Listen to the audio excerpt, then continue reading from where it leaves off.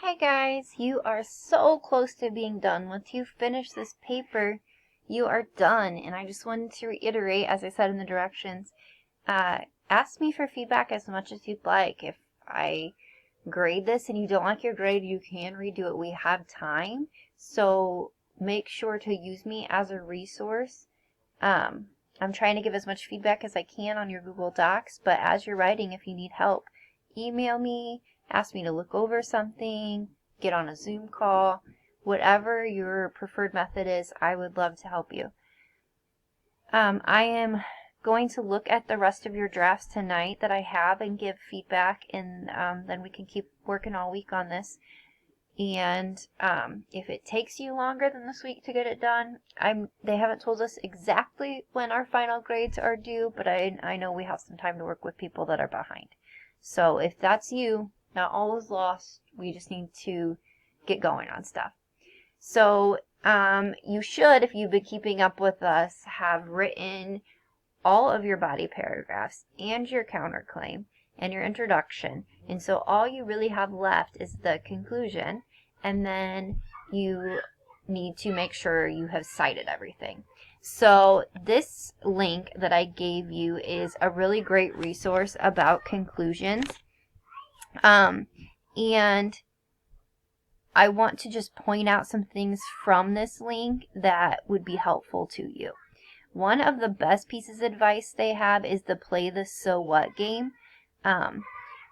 Especially when you're making an argument. The conclusion is a place to tell your reader, like, what's next? Why does this matter? What should we do? So in your conclusion, you can kind of restate your main points, but the more important part is to give your reader some type of call to action. What they should take away. Now that they agree with you, you've given a really good argument. Now that they agree with you, what should they do? What's next? Another one that I really love is the full circle conclusion, where you bring up something that you talked about in your introduction. I know Erin has this really great story at the beginning of hers.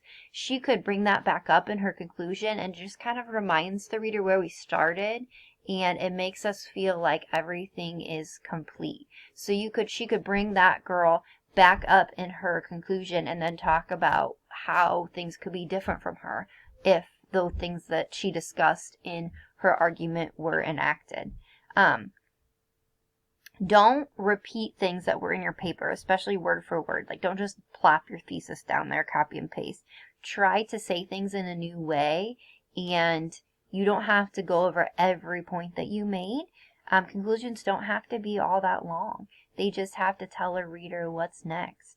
And so there's some other examples here, and then it has some strategies to avoid.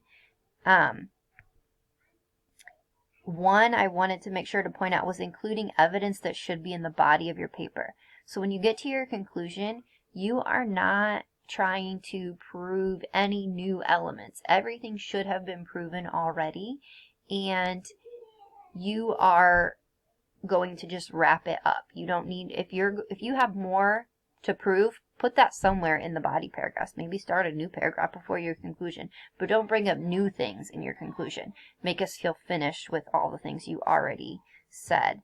And you don't have to say like a thanks for reading my paper sort of thing. We are glad we read your paper, and you don't have to thank us. Okay. So the other thing I wanted to talk about was citations. You've written your paper in APA, and as you can see, your references page will look something like this. You already did the citations for the 4 sources that you used in your annotated bibliography, and so every other source needs to go in here. You notice that they're in alphabetical order. To get them indented, what you need to do most of the time on Google Doc is put your cursor like right there underneath, or right at the end of the last letter, and then hit tab until the second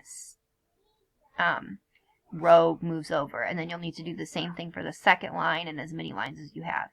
If you have a URL hanging at the end, sometimes if you put your cursor right here and then you click enter, it will tab it over for you. If you work for a while and something's not working out with your indents. It's really a very minor thing, so just let me know, like, my indents were not working, and I won't count you off for it. So your references page will be in alphabetical order, but you'll want to make sure that you also have given in-text citations. So anytime you include evidence from a source, the source should be listed in the reference page, and then wherever that evidence appears, in parentheses, you're going to put the last name of the author or authors, comma, the year it was written. And so you'll put that at the end of the information, and you'll follow it with a period.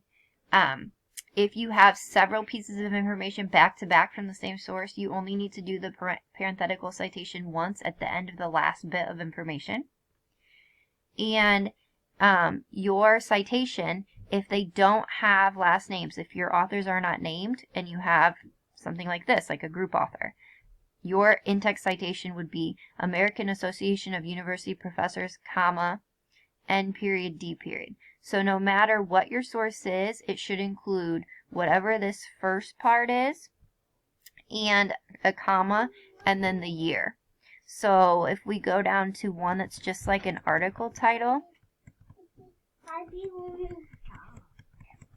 I'm trying to find one without an author. If we go through one, night bud, love you. If you go through one that's just an article title, doesn't look like they have one on here, but you would put the article title, comma, year. And so you can see that this is the huge paper, but you can see that